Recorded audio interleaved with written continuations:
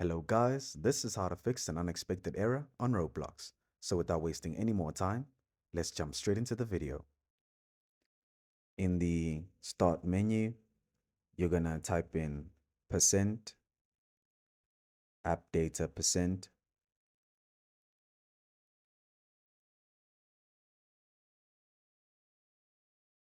and then you're gonna navigate to app data into the local files, and then you're gonna find the Roblox file and delete it.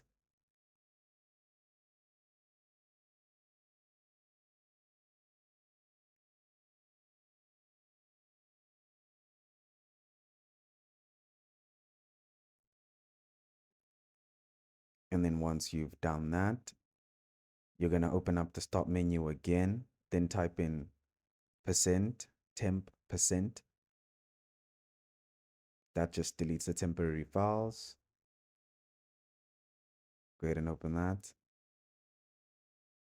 And then you're going to delete the temporary Roblox files. So navigate, try to find Roblox.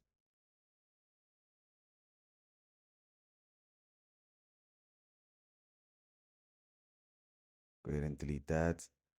And then what you're going to go ahead and do, you're going to uninstall Roblox and then go to the roblox.com to reinstall. Once that is reinstalled, you're going to go back into your start menu and you're going to run Roblox as an administrator. And to do that, just find Roblox in your start menu,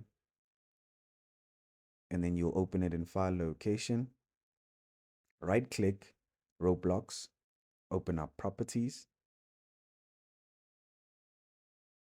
click on compatibility, and then you'll run it as an administrator.